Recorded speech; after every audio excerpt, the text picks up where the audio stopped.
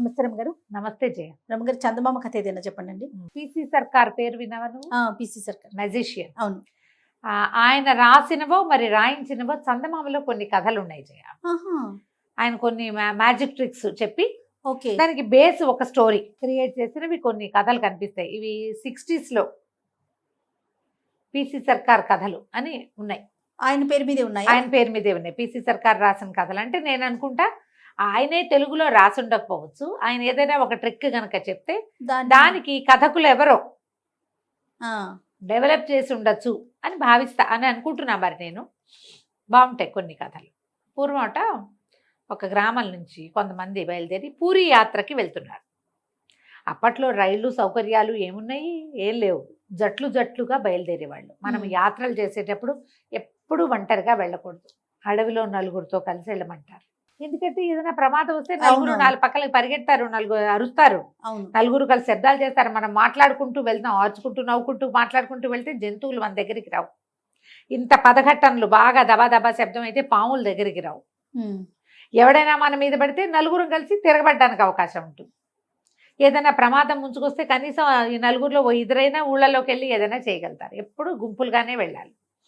అయితే ఈ తీర్థయాత్రలకు వెళ్ళే కాలంలో ఏం చేసేవాళ్ళు, ఏదైనా గూడ్స్ ఒక బండి ఉందనుకో, అందరి సామాన్లు ఆ బండిలో వేసి బండి వెనకాల నడుచుకుంటూ పోయేవాళ్ళు.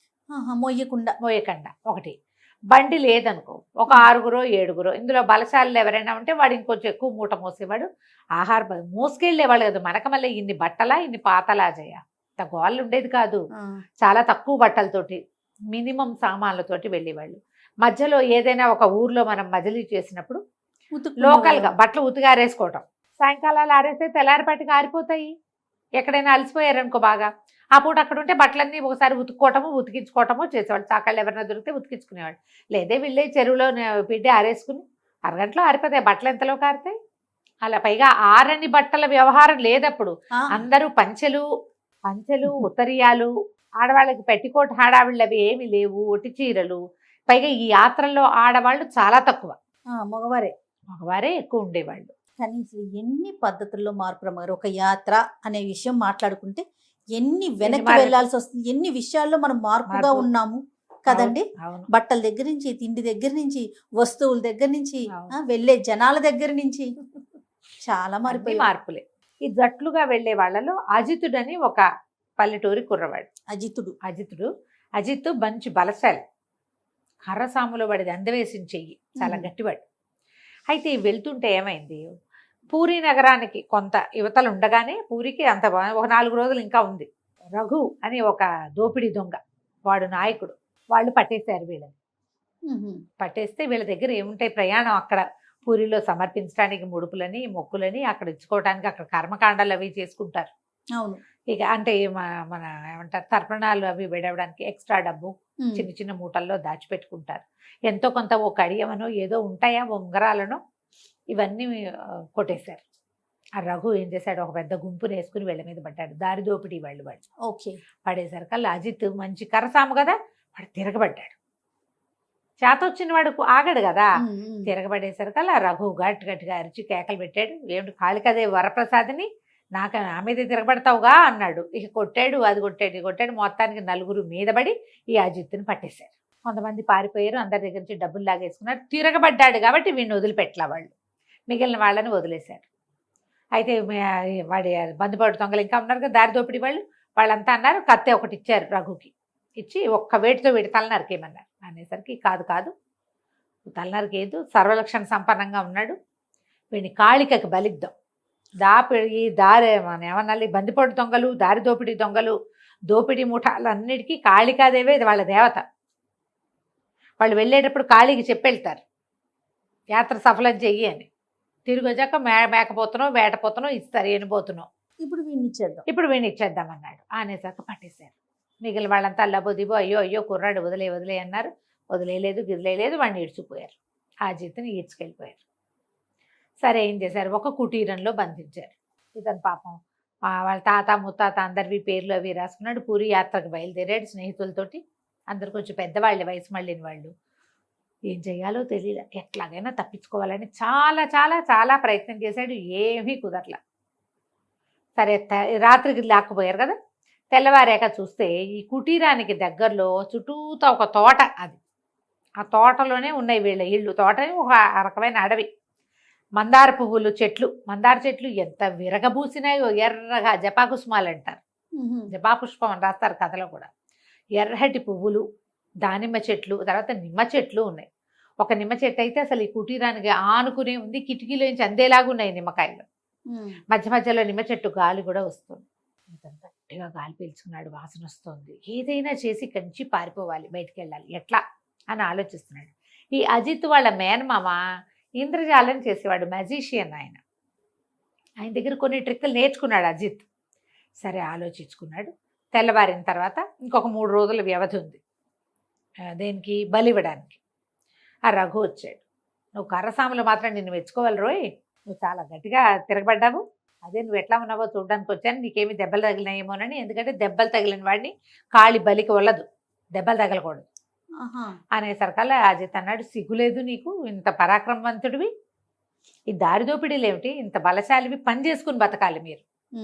పైగా మా కాళ్ళు ఒప్పుకుందంటావు, కాళ్ళకి ఎందుకు ఒప్పుకుంటుంది? ఎవరినైనా కొట్టి చంపడానికి, ఇతరుల సొమ్ము ఉచితార్థం తీసుకుని తినడానికి కాళి ఒప్పుకుంటుందా? కాళికి పేరు పెట్టుకుని నువ్వు ఇలాంటి పనులు చేస్తున్నావు, చక్కగా నిజాయితీగా బతకండి, అందరూ బలశాలు, నాగలు పెట్టి దున్నారంటే పంటంతా మీదే, ఇట్లాంటి పనులు చెయ్యొద్దు నువ్వు అనేసరికల్లా లాగ్ కొట్టబోయాడు రఘు, 3 సలహాలు ఇవ్వద్దని. కానీ ఇతనికి ఏదైనా దెబ్బ తగిలితే దీనికి పనికిరాదు బలి ఇవ్వటానికి అనేసరికల్లా, ఏం కాదు నువ్వు ఇట్లాంటి పిచ్చి పిచ్చి కబుర్లు చెప్పద్దు మాకు, మేము ఎంతమందినో వేసేసాం, ఎంతమందినో కాళికి బలిచ్చాం, ఎన్నో బలు ఇచ్చాం, కాళికి ఎప్పుడు మా వైపే ఉంది. ఒకవేళ కాళి ఒప్పుకోలేదనుకో, ఆవిడకి నచ్చలేదనుకో, మేము ఎప్పుడు జయించేవాళ్ళం కాదు, కానీ మేము ఎప్పుడు జయిస్తున్నాం అంటే ఇప్పుడు ఒప్పుకుంటోంది. బలికి ఒప్పుకుంటుంది, బలికి ఒప్పుకుంటోంది. నువ్వు మేము బలిస్తాం, ఎనబోతనిస్తాం, ఏటపోతనిస్తాం అని చెప్పి వెళ్తున్నావు, మా పని సక్సెస్ అవుతుంది, ఏటనిస్తున్నాం. ఆమెకు నచ్చింది కాబట్టి అంటే, కాదు కాళి నాకు చెప్పింది, కాళికాదేవి చెప్పడం వల్లే నిన్ను మార్చడానికి వచ్చాను నేను అందుకే దొరికిపోయాను నీకు అనేసరికల్ నువ్వు ఇలాంటి కబుర్లు చెప్పొద్దన్నాడు. ఇద్దరు బోల్సేపు వాదించుకున్నారు. వాదించుకుంటే ఏమన్నాడు, సరే నేను నీకు నిరూపిస్తా, కాళికాదేవే నన్ను పంపించిందని నీకు నిరూపిస్తే ఏం చేస్తావన్నాడు అజిత్. అనేసరికి రఘు అన్నాడు, సరే నువ్వు నిరూపించు. ఎట్లా నిరూపిస్తావు అంటే, ఏదైనా ఒక సామాన్యమైన వస్తువు కావాలి అని అటు ఇటు చూశాడు. అక్కడ ఒక కాగితం పడి, ఆ కాగితాన్ని పర్రమని చింపాడు మధ్యలోకి. తను తెల్ల ముక్క పెట్టుకున్నాడు. తను ఒక పేపర్ తన దగ్గర ఉంది, 2వ పేపర్ రఘు చేతిలో పెట్టాడు. కాళికాదేవి దగ్గరికి వెళ్దాం అన్నాడు. కాళి దగ్గరికి వెళ్ళాడు. పెద్ద కాళికా విగ్రహం ఉంది అక్కడ. జపా పుష్పాలు తీసుకో, అమ్మవారికి దేంతో పూజ చేస్తారో మొత్తం మెడంతా మందార పువ్వుల మాల, అమ్మవారి పెద్ద జేజి దానికి బయట పెట్టి చక్కగా ఆయుధాలు అవి ధరించి మీదకి వస్తానన్నట్టుగానే ఉంది. అన్నీ మందార పువ్వులే. కింద పాదాల దగ్గర అంతా మందార పువ్వులు సమర్పించారు. ఒక బౌల్లో నిండా మందార పువ్వులు పోస్తుంది. జపా పుష్పం తీసుకో, ఆమెకు చాలా ఇష్టం కదా, నువ్వు నేను ఇద్దరు జపా పుష్పాన్ని పేపర్ కాగితం మీద రుద్దుదాం.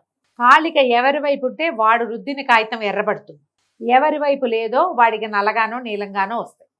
నీ కాగితం నల్లబడుతుందో నా కాగితం నల్లబడుతుందో చూద్దాం.